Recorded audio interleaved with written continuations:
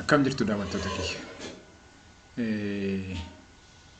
Yeroo darbee akkaataa kamiin teebilii uummanni akka itti fayyadamnu waliin ilaaluun keenya ni yaadatama.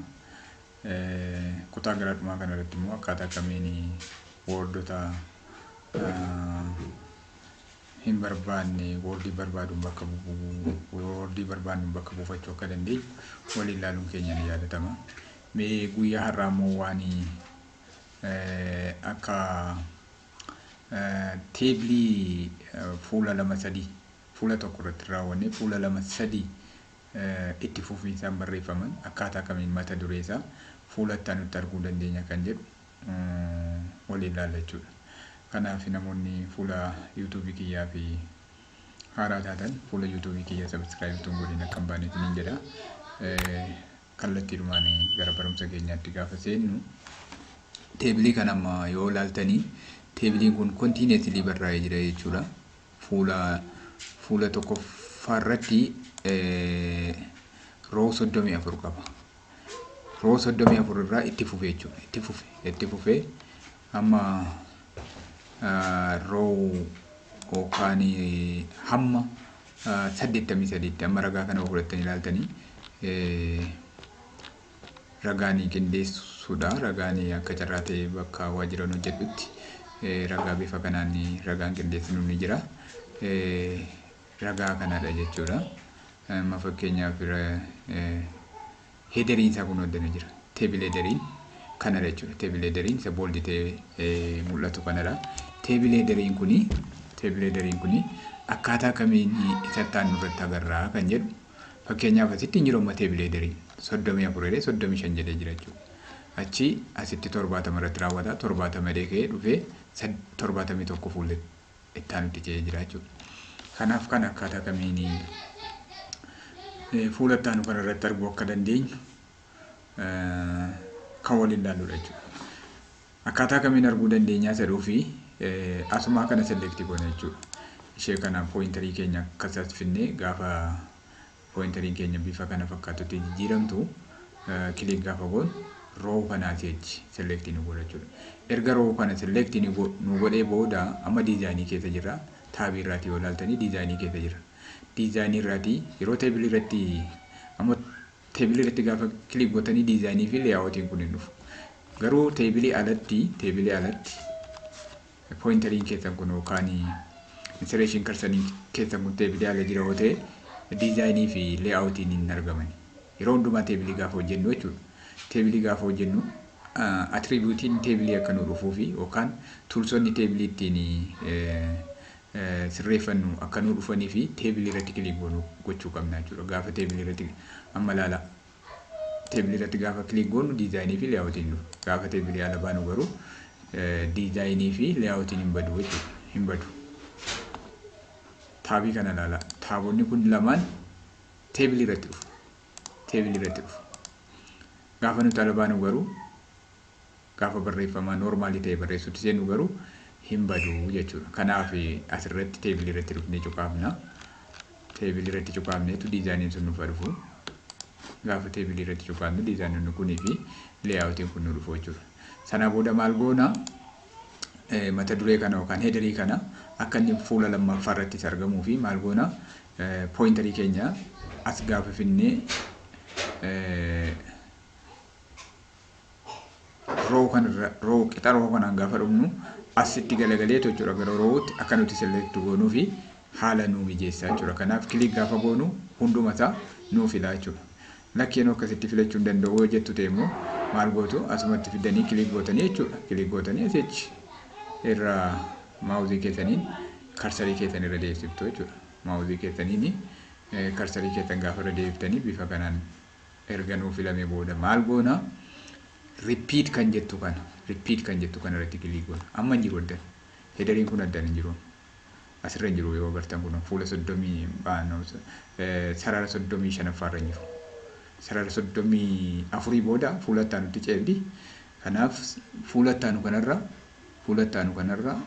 heederiin hin jiru. Kanaaf heederiin kun asitti akka nu mul'atu maal goona repeat header kan jettu kana irratti kilik goona jechuudha. Erga selektii goonee booda repeat header kan jettu kana irratti kilik goona.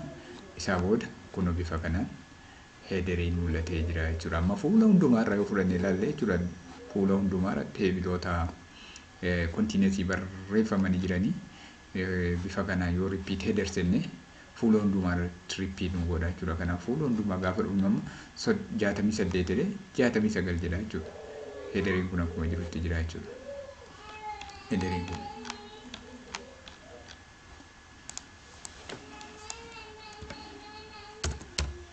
Ifaan amma yeroon barreessu Oromiifaa waliin makeera. Yeroon barreessu mana tootaaliin tootaal sun Ingiliffaan jira waan ta'eef ragaan fudhattee Ingiliffaan jira waan ta'eef tootaaliin nambariin kun yeroo hundumaa gaa beektolee yaada jedhamu lamu qabdi. Sorry. Ittiin ta'uu qabdi.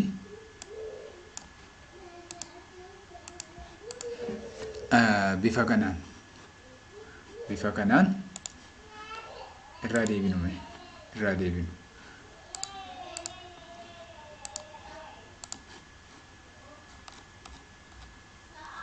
irraa deebinu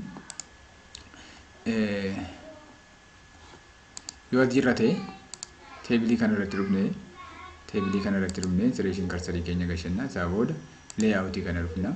Leeyaawutii kana argannu yoo teebilii ala jirra ta'e teebilii keessa jiraachuu qabna. Teebilii irratti kilik gochuu qabna jechuudha. Teebilii keessa jiraachuu qabna. Teebilii keessa jiru taanaa hin argannu.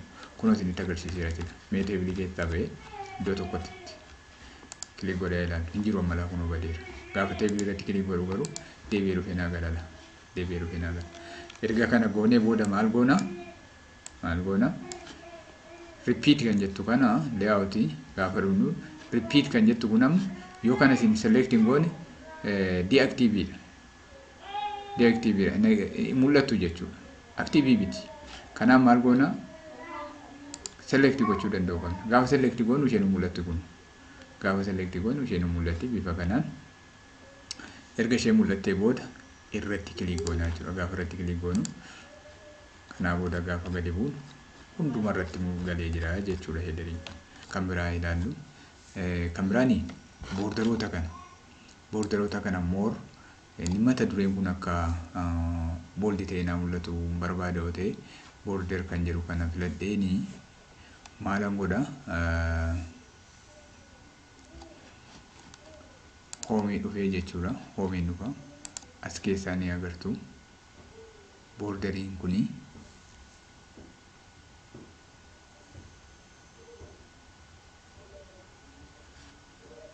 ifama as jira moor booldi ta'e akka mul'atu asis by the way isaan mara jarri tokko mara kan addana jiru kana wajjin tokko mara kuni garuu moor saddanaa kana anan barbaade saddanaa kana waan ta'eef jara kanan barbaade kanaaf maalan godha kana kilik godhu ala akkani guddisee naa sararu ifama moor bifa kana guutuu ta'uu qaba waan jedhate bifa kanaan naa sararaa jechuudha. Bifa kanaan naa sararaa yoo lakkisa kana jijjiiruun qaban jedhate immoo meeshaa kana fayyadamu saawuda kanarratti gaafa kilik gootan bifa kanaanii mata duree keessan booldeetinii godha jechuudha. Mata duree teebilii keessanii bifa kanaan bareecheetinii kaa'aa jechuudha. Bareechuudhumaa fi waan biraa biti kuni bareechuudhumaa fi kan keessaatti taree mullee kan biraa filadhu mooree baay'ee booldi ta'e mul'ate waan ta'eef baay'ee booldi kan ta'u kun gadaanii kaman deebiti bifa kanaan mul'isuu dandeenya jechuudha. Ummaru barbaade bifa kanaan kaa'uu danda'a. Kana isiniin jedhee isaan kun yaa kalarii jijjiiruudha kuni kalariin isaa maal akka ta'u isaa kana duras ilaalleera waan ta'eef baddaa hin barbaachisu. Ana sinumaa fanniisa moor kalarii barbaaddu deema kun as keessa galtanii yaa filachuu dandeessu yaada.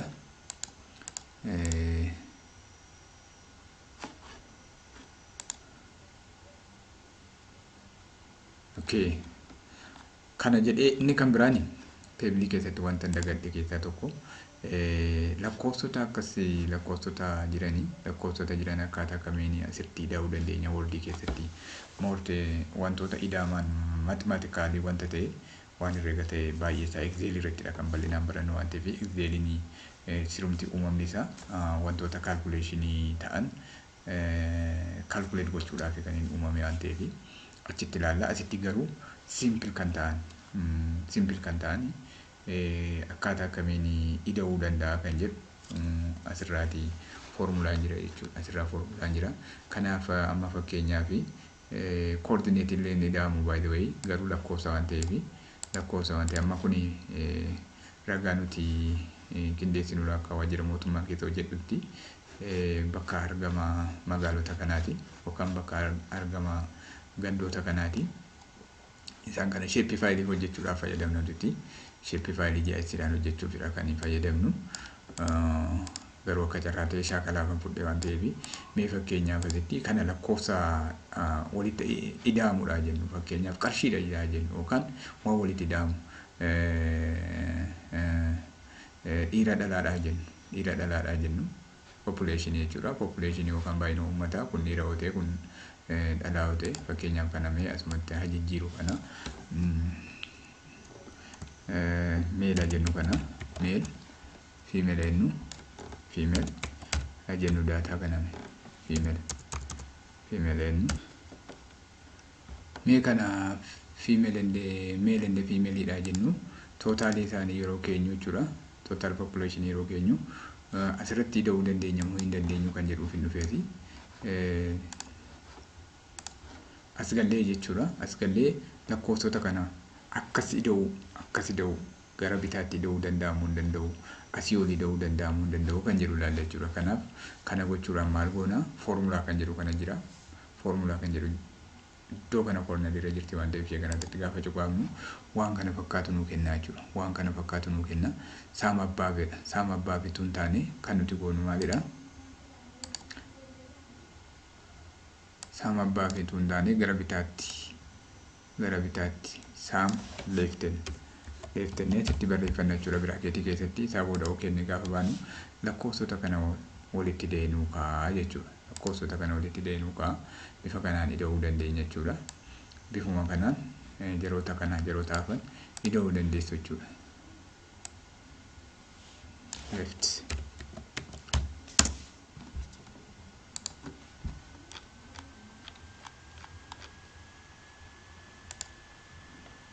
faction of that keessa jiran ilaaluu dandeessu. Count, define, abstract, maximum, product, sum jiru jechuudha. Baay'een isaanii jiru. Sum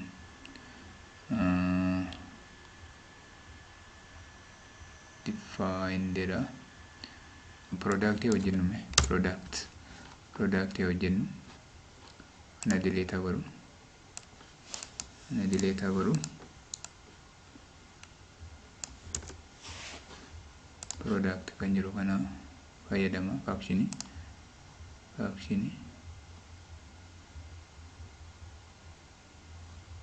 products not product ini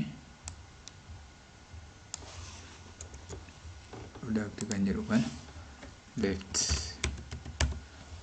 jennu okay baay'iseera. Isaan kana lamaa walitti baay'iseera jechuudha. Bifa kanaan formulaa asirra jiru fayyadamuu dandeenya jechuudha. Asii oloo kan jedhuu fi amma fakkeenyaaf asii ol amma kun baay'eedha. Kan hunda isaa ida'ee kaa'uu danda'a jechuudha. Amma asitti tarii teebilii tokko dabalee mee haa ilaallu.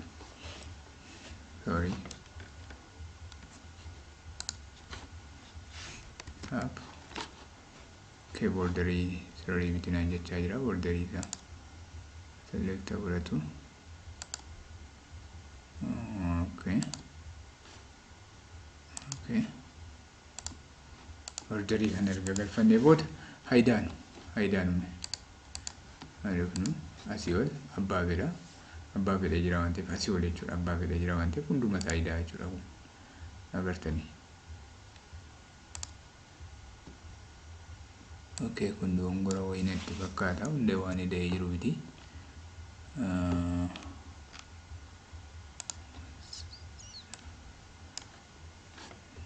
Mee kana repeat goone ilaallu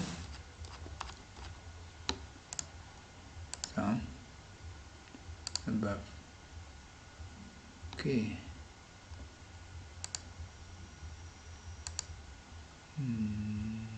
Okay. Miliyoona 36 ta'uu danda'a daa'ira jechuudha. Tarii gaa'idama kanatu Excel geessine salphaadha. Asirratti garuu Word irratti yeroo baay'ee formulaan Wordidha baay'ee akkaataa barbaanne ta'uu dhiisuu danda'a. Utoo Excel ta'e select goona waan ta'eef select goone idaana waan ta'eef dogongora ta'uu dhiisuu danda'a. Amma kana garuu wanti xiqqaa yoo ta'e irraan kanas wanti xiqqaa yoo idaane malee wantoota gurguddaa akkasii kana Excelitti geessine ida'utu irraa perfectidha jechuudha. Kanaaf bifa kanaan ida'amoota hojjechuu formulaa hojjechuu dandeenyu ilaaluun gaarii ta'a jechuudha. Right ennaa yoo ta'e right, left ennaa ta'e left, above ennaa yoo ta'e above jennee bifa kanaan down jennaa yoo ta'e down. As keessatti gaafa barreessinu nuyyuu ni ida'a jechuudha. Leftidha amma kun asirraa kan jiru maaliif gara leftitti kan ida'a jiru waan ta'eef kun left. Kun productidha kun saamiidha. Bifa kanaan hojjechuu akka dandeenyu hubachuun gaarii ta'an jedha. Barnoota keenya irraa asumarratti yoo gabaabse gaariidha isiniin jecha. Kutaa ittaanu mata duree haaraadhaan hanga wal agarrutti nagaan naaf turaa jecha. Namoonni miseensa haaraa taatan fuula YouTube kiyya subscribe tuun godhiin akka hin baane isiniin jedha. Kan miseensa taatan immoo hiriyoota keessaniif qooduu dagatina. Horaa bulaa nagaan naa turaa.